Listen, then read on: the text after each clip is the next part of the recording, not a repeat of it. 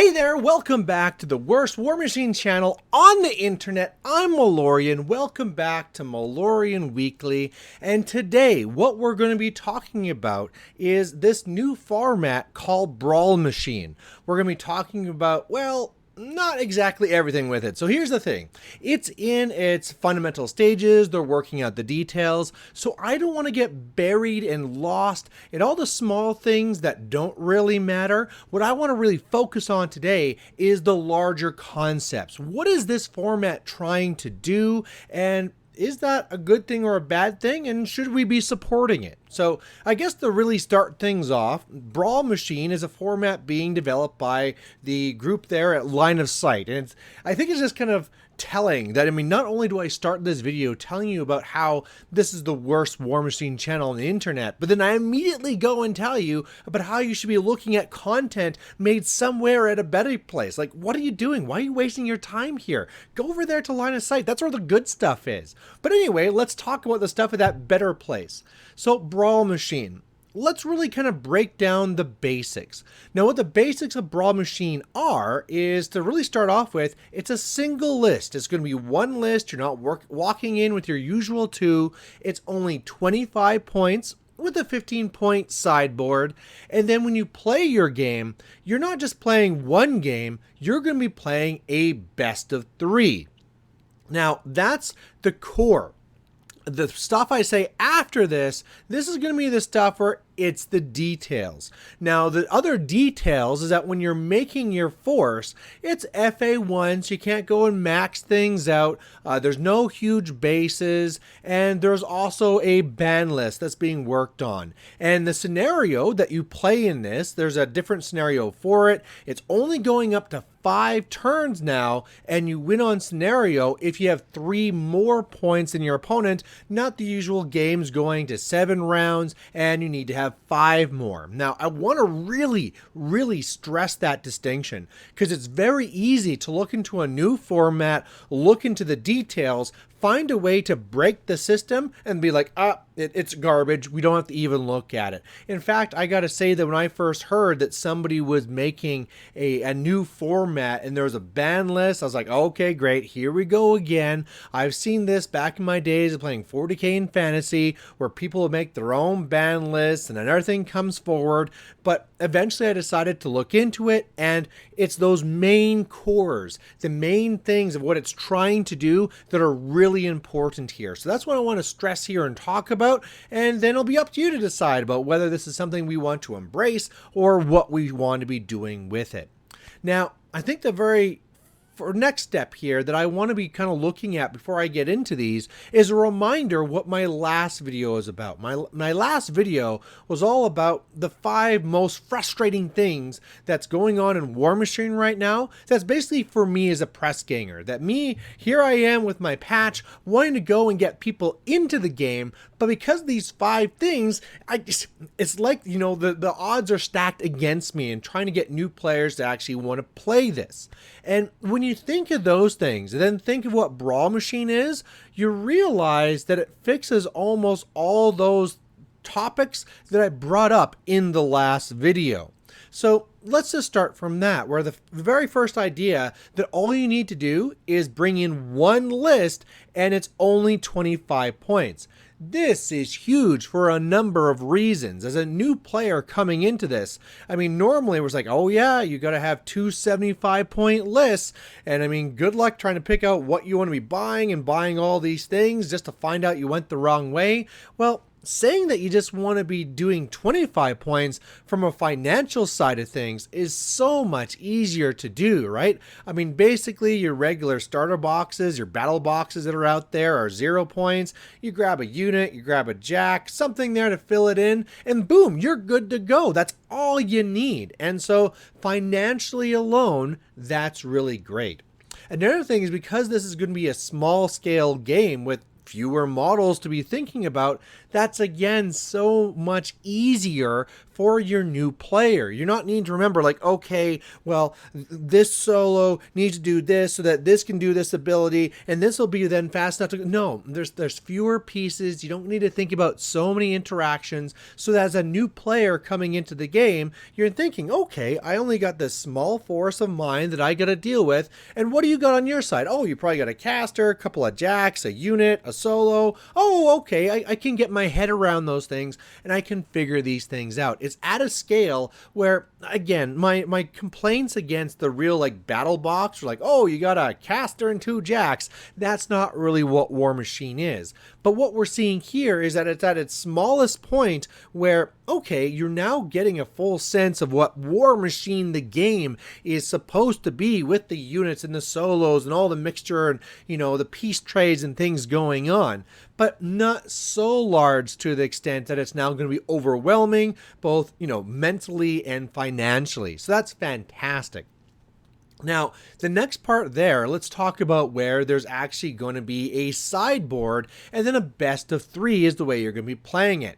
That is also fantastic, because what you don't want is just like a smaller game that's like, here you go, this is a demo game, goodbye. I mean, that's good for the reasons that we talked about, but there's something else missing. The whole idea that your new players can go walk into a game and then be like, oh no, I didn't know about that gotcha. My caster's dead? Oh, well, all right, I guess games take normally 2 hours, so I either can sit around and wait for the next round, or, yeah, you know what, I'm just going home. Or the other one, like, oh yeah, I forgot scenario's a thing, I lost in scenario. Oh, again, I guess I might as well just go home, because I'm not going to sit around waiting for 2 hours for the next round. Now, with this and the way that it's built in then, that means like, okay, you lost your first game for whatever reason, let's reset and let's do round 2, because this is a best of 3, so you have another chance. So what this really means for this new player is that, okay, this is how I'm going to assume they lost that first round. So how did I lose this, and how do I need to change it? If it's a thing where I need to contest the scenario, okay, I can take the pieces that I have now, and then I can go in and try and not make those same mistakes again, whether I walked into assassination or didn't contest scenario enough. But then with that sideboard, that's also very important, so that if a person beat me because of a certain toolkit, like, oh, this thing has stealth, I didn't have the hitting power to deal with that, whatever it is, I can now look to my sideboard and look at ways that I can now switch things out to fix it. And again, if I'm a new player coming in, this doesn't make it sort of like, okay, well, I guess I'll play another round where I'll just get beat down the same way. I at least have the ability to work on this. And if my opponent is a good opponent, they can be like, okay, well, what's in your sideboard? Yeah, you might want to swap this in. You know, if you get this extra heavy in instead of the unit, then you can help break my armor, right? And then, all right, let's do this again. And as part of this too, and again, this is a minor point because this is details that can change, the person that lost the previous round decides who wins initiative on those following rounds. So, you know, if I beat you on the next round, you get to decide who goes first. And then let's say you beat me, well, in the last round, then I get to decide. And one of the things, I don't always like trying to compare this to other games, but this is a lot like how Magic normally works. If you go and play Magic the Gathering, you're going to be going to go play at a smaller thing. It's not the full Commander 100 cards. It's 40 cards. You do a best of 3. And then after that, between rounds, you have a sideboard. You can change things. And it's very clear that this is kind of where that idea is coming for. I mean, I don't want you to take the negative, like, oh, this is just them trying to bring Magic into Warmachine. No, this is us trying to take the weak areas of our games, looking from strengths from other games, and finding a way to pair it together to really fix these and make it stronger. And it just seems like it's something right now where, like, wow, if we try and embrace this, and from a perspective of bringing new players into the game, this is fantastic. Now, of course, if you're a person coming into this with a mindset of like, well, I want to be the most competitive as possible, so I want to have as many interactions as possible. I want to have that 75 points versus 75 points because, dang tootin', that's how I learned this game and that's the way it's going to be played. Well, maybe this isn't for you then. Again, It's okay to have multiple formats. We're not saying that regular Steamroller would go away. This is just another option that's out there. That you can be maybe running on a different time. Maybe one event Steamroller, the next one's Brawlmachine. You don't need to feel attacked that this is going to be replacing the thing you love. It now changes it in a way so that it's a lot more receptive to be taking in those newer players. Now, if you are a competitive player and you are worried about well, right now Butcher 3 isn't banned and you can just go in there with Butcher 3 and smash everything, or right now this isn't banned, or right now this, that's why I'm saying don't worry about the details right now. For example, at the time of this recording, the Hellmouth is on the watch list, so showing you things that are being looked at, but they've already confirmed that, they've already confirmed now that that's going to be banned going in the future. And again, this is something where over time, a ban list can be worked on, can be improved. Maybe the ban list will be completely changed where, maybe you will be allowed to be taking a huge base, or you will be allowed to take a TK caster or whatever, but then you lose your free requisition points, or maybe you have to pay an extra 5 points to get these in. Whatever it is, these are all details. These things are minor. The main thing to focus on is that this is a smaller scale game that is perfect for getting people in at a smaller cost point,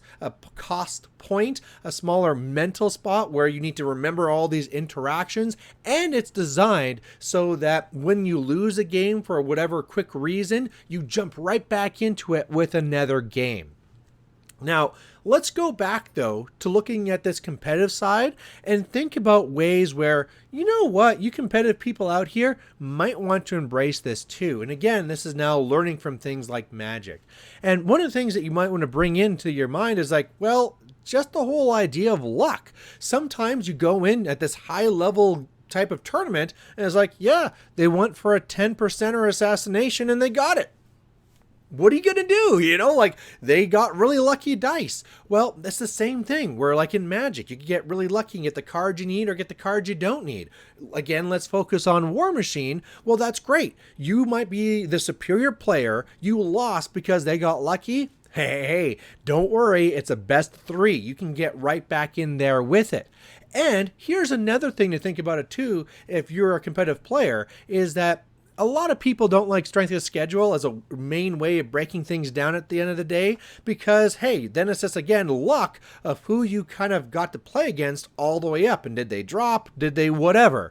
Well, what if the first tie breaks, of course, after the number of wins you had, was your number of losses? So if you went through and you have one player that basically went 2-0 in all of their rounds, another person that had a scattering of 2-1s in there, well, there you go. There's another tie break that could be improving the way that for our competitive players, we're wanting more of that gradation. So again, there's real benefits in here if we can look deep into it. I think the biggest benefit is, of course, for a format that's really strong for those new players. But at the same time, for a competitive level, we should keep an open mind about how this could actually be better for us. I think another big thing you should be thinking of too is that, okay, in a small point level, some things are just blown out of proportion, right? Butcher 3 can go in there and just destroy everything. I don't even see things like Gordon that's on the list there. I can be like, whoosh, all that stuff goes away. I score. You can't run. You're slow. You can't come in and contest. Hey, guess what? I win again too. You can see those things where in the smaller point levels that they're very, very powerful. And you can say well, there you go. This whole lower points game, that's why it's no good. Well, it's not like we don't see those same things at the higher point level, right? All of a sudden you see things like synergy casters, say things like Sloan. The larger the battle group you can make it, the more you're getting from that feat. Kane 3, the more charges you can put into there, the bigger the point size, the more of it you can make as a big threat. So things like that, you have to realize that as much as things might be biased competitive-wise on the small side, we're also biased on the large side as well. So you have to realize that and realize that things are just being biased in a different way. And that's okay. It's okay for us to be playing these different ways. So if this is as good as Malorian's trying to sell you, well, then what should we do with it? Well, I think the very first thing is I would love to see Line of Sight pushing this more. Right now, they're gently having a couple of little articles, and here this is. I would love to see them pushing this format a lot more. Meanwhile, content creators like us, we should be playing this more and be showing it off more. My next battle reports I'll be putting out will be with Brawlmachine. And maybe in the beginning, what we need to do is try and break the format as much as possible so that those details can be worked out in the background. But then the next step is probably going to be that we should have privateer press back something like this. Again, we keep on talking about that privateer press needs something better for bringing in new players, and they're clearly not doing like the 2-player starter sets and things that I've been talking about, but if they keep on pushing things like Iron Gauntlet and Champions and Steamroller, that's really missing what we want to get to. Even things like, oh, here's an Oblivion campaign and whatever leagues, like, okay, those are kind of nice, but we need something more concrete. And I think this might be a tournament format that really embraces those new players and brings them in a way that we can all play together. A format where you have your new player and your experienced player, and it's maybe not a perfectly balanced field, but it makes it a much better experience for everyone. And I think going forward, this could be something where everyone's like, okay, this month we'll do Steamroller, but next month we're going to do Brawlmachine.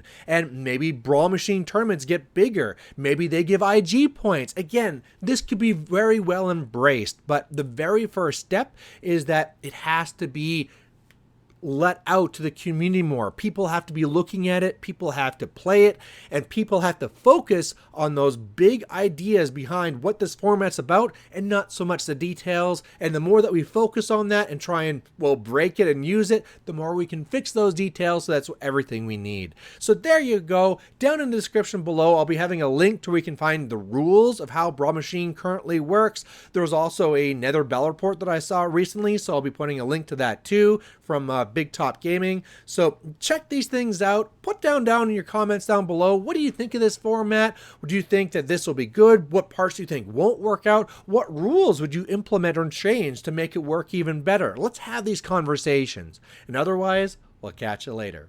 Bye.